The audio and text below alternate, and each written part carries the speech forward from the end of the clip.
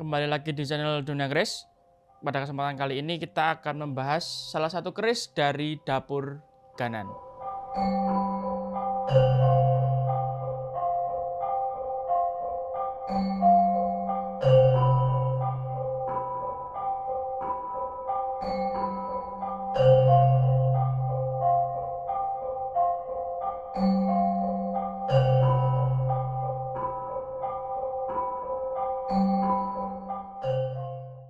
Demikian pemirsa, untuk penampakan daripada sandangan kerisnya. Sudah terlihat menawan dan gagah tentunya karena warangkanya menggunakan warangka model Ladrang Surakarta. Untuk dedernya ini masuk ke dalam model bentuk deder Yudowinatan dengan finishing yang sudah cakep. Ini lawasan, dia bukan deder baru ya, bukan buatan baru tapi lawasan. Lalu untuk prodonya, dia detail tapi memang tidak terlalu dalam, jadi hanya bagus saja presisi untuk ukirannya. Pada bagian bawah juga sama.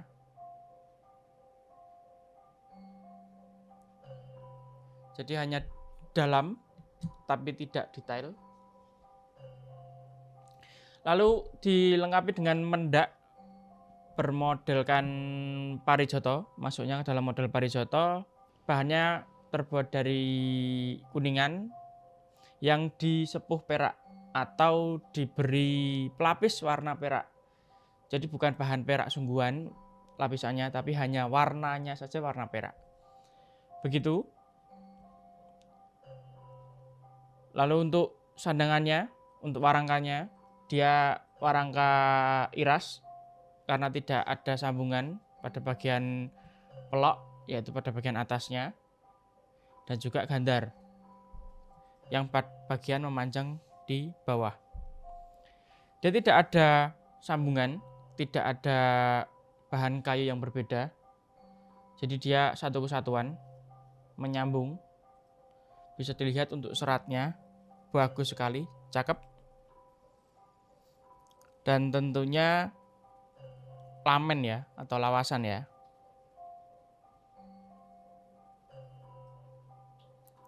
Sebelum kita bahas lebih dalam untuk warangkanya, kita akan menilik sedikit pada bagian jingjingan yang sering saya sebut atau sering orang kerisan sebut itu jingjingan. Jingjingan itu adalah lubang untuk masuknya keris ke dalam warangka. Lah, jingjingan itu ada berbagai macam keris yang memang dia berbeda gonjo ya. Jingjingan adalah presisi atau pemasangan antara penyesuaian antara gonjo dengan lubang pada bagian warangkanya. Nah, itu disebut dengan jingjingan. Jadi pada ujung gonjo atau dasecaknya sampai kepada pangkal gonjo atau buntut turangnya.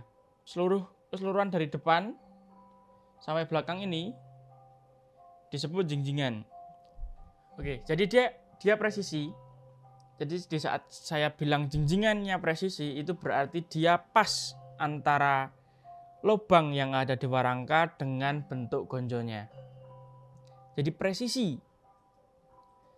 Seperti yang bisa saudara lihat bahwa tidak ada rongga yang lebih lebar atau bahkan gempil atau apa ya, bahasa cuil sedikit. Jadi tidak ada rongga-rongga sama sekali. Nah, itu makanya saya bilang jingjingannya presisi. Berarti dia penempatannya itu presisi. Oke, kita lanjut ke dalam warangkanya lagi. Untuk warangkanya ini dia terbuat dari kayu jati. Ciri khasnya adalah ya seperti kayu jati pada umumnya, dia sedikit berat, memang lebih antep bobotnya secara tantingannya. Lalu untuk serat kayunya dia besar-besar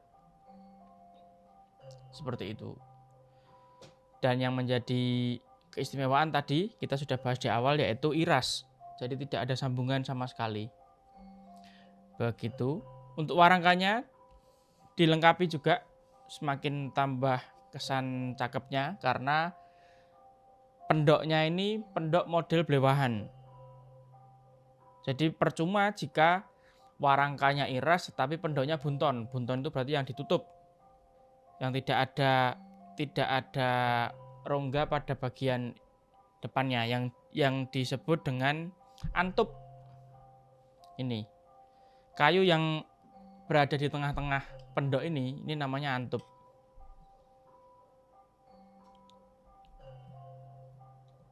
Begitu. Jadi kalau rata-rata dan yang saya suka terutama itu adalah jika warangkanya iras, kayunya iras, lebih cakep lagi, lebih bagus lagi, lebih terlihat wownya itu di saat pendoknya model blewah. Untuk pendoknya sendiri, dia juga tergolong pendok lawasan ya, lamen ya, berbahan kuningan tentunya, dan cukup tebal. Untuk pendoknya ini cukup tebal. Begitu, dia masih utuh pada bagian atas, tapi ada sedikit minus pada bagian bawahnya. Ada yang buka sedikit, tapi masih kategori oke. Begitu. Untuk sandangannya, secara keseluruhan kita sudah bahas dari deder, mendak, lalu warangkanya, kayunya, dan juga pendoknya. Saatnya sudah tiba kita masuk ke dalam pembahasan isi dari warangkanya. Kita akan coba buka terlebih dahulu.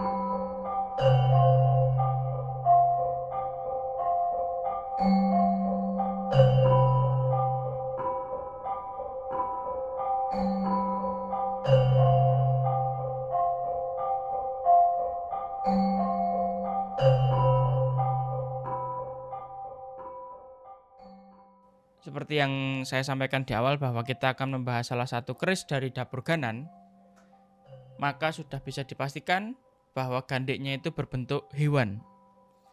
Karena bisa disebut dapur Ganan adalah jika ada bentuk atau relief berbentuk hewan pada bagian gandik terutama, itu maka baru masuk ke dalam kategori dapur Ganan. Ada banyak, ada singa, naga, terus kera atau sono, terus ada macam-macam sih, ada juga gajah, ada larmongo. Itu sebenarnya masuk ke dalam jenis-jenis dapur Ganan. Oke. Untuk keris yang kita bahas pada kali ini sekilas tampak seperti dapur Ganan singa pada umumnya, tetapi jika kita lihat lebih dekat lagi, bahwa tubuh pada bagian singanya itu lebih kecil daripada dapur singa yang rata-rata.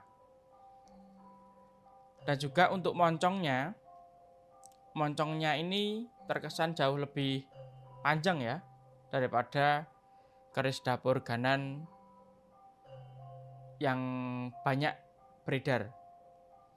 Maka untuk keris ini saya masukkan ke dalam jenis dapur Ganan singo kikik. Dia ekornya juga ada bagian belakang tampak ekor. Lalu ini yang saya maksud dengan moncong tadi. Sebaliknya juga sama.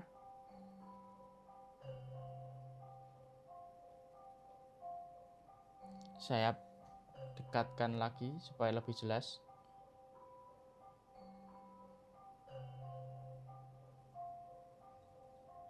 seperti itu. Untuk keris ini masuk ke dalam luk berjumlah 1, 2, 3, 4, 5. Luk 5. Luk 5, jadi untuk dapurnya sendiri bisa disebut dengan keris dapur Singo Kikik luk 5. Belum bisa atau beda dengan Singo Barong ya. Ini masuknya dalam Singo Kikik. Seperti itu. Dia ada pejetannya. Ada pejetan, sogokan depan, sogokan belakang, lalu ada serawean, greneng. Ditambah luk berjumlah 5. Keris ini juga dilengkapi dengan pamor yang kelawu ya, maksudnya dia tidak muncul banget. Jadi dia hanya samar-samar saja untuk pamornya, tetapi terlihat bahwa keris ini ada pamor. Untuk pamornya sendiri saya masukkan ke dalam pamor kulit semangka. Begitu. Lalu untuk tangguhnya bisa dilihat untuk jenis material. Jenis material baik material besi maupun material pamornya. Ini sangat sering dijumpai atau sangat awam dijumpai di tangguh-tangguh era Madiun. Ditambah lagi untuk rancang bangunnya. Untuk rancang bangunnya dia memang terkesan kaku, tidak luas seperti era Mataram yang enak dilihat, tidak seperti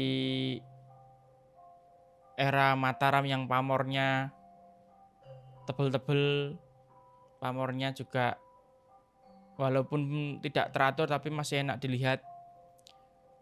Walaupun di era-era Madiun juga beberapa ada pamor yang teratur ya, maksudnya yang tidak seperti ini, hanya sebatas terlihat jika keris ini ada pamornya. Tapi jika kita berekspektasi bahwa bentuknya apa ya pamornya, itu tidak bisa dinikmati.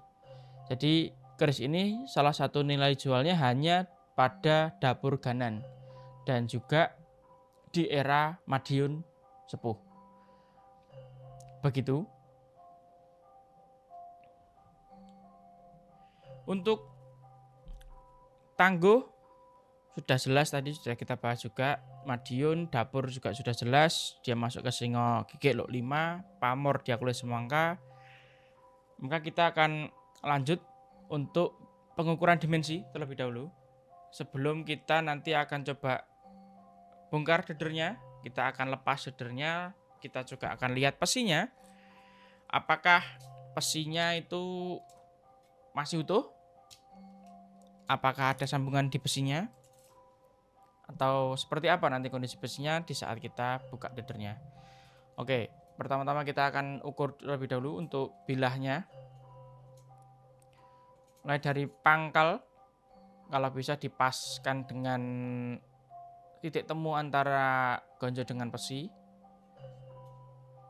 Untuk panjangnya dia ada di 32 cm. Ya walaupun lebih sedikit, tapi hanya sedikit saja. Jadi hanya saya masukkan di 32 cm.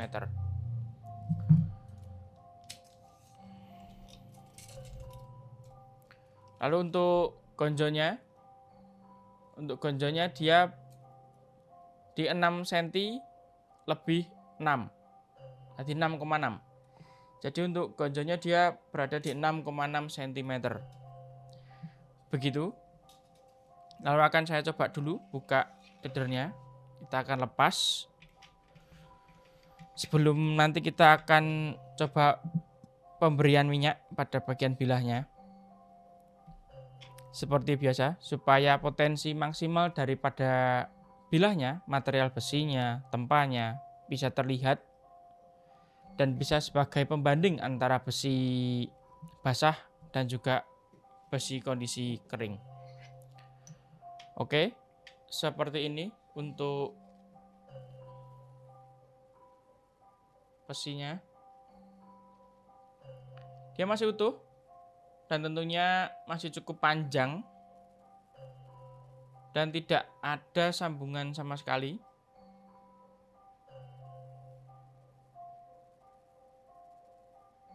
Oke, begitu. Sedangkan untuk panjangnya sendiri dia ada di 6,6 cm. Dia sama dengan gonjonya, 6,6 cm. Begitu. Oke, ini saya rapikan terlebih dahulu. Nanti selanjutnya kita akan coba olesi dengan minyak.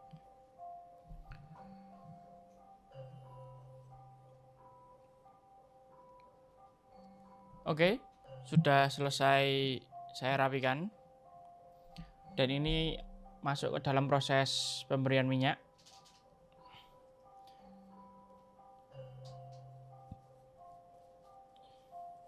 Nanti kita akan sama-sama melihat bagaimana kondisi bilah keris di Tangguh Madiun di saat kondisi kering, dan juga kita bandingkan pada saat kondisi basah. Biasanya menurut pengalaman saya di saat keris itu diolesi minyak atau diberi minyak, entah itu sedikit ataupun banyak, biasanya warna daripada kerisnya itu akan berubah. Dan juga akan muncul potensi maksimal di saat diberi minyak. Maksud daripada potensi maksimal adalah tingkat kematangan besi akan terlihat di sana, dan juga tingkat pulen atau tidaknya besi juga terlihat di sana. Dan yang paling terlihat adalah nanti kita menyebutnya dengan selorok ya. Jadi ada perbedaan warna yang sangat signifikan di saat kondisi kering dengan kondisi basah, itu kita sebut dengan selorok. Ya, ini sudah selesai saya olesi dengan minyak. Lalu akan kita lihat warnanya, dia muncul berbeda. Sedikit ada kesan aksen warna kehijauan. Oke. Terlihat ada perbedaan warna atau ada sedikit aksen warna hijau ya tentunya. Jika kita lihat pada perbandingan kering dengan basahnya. Dan seperti ini.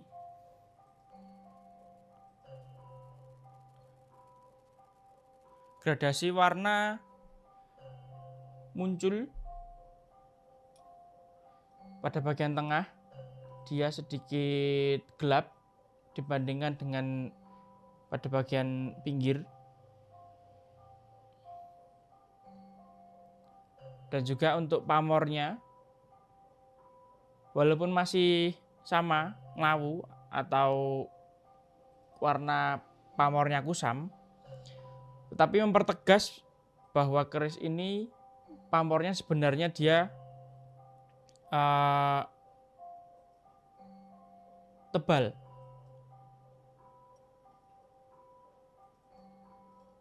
Nah ini yang saya sebut dengan melihat potensi maksimal suatu bilah keris di saat diberi minyak.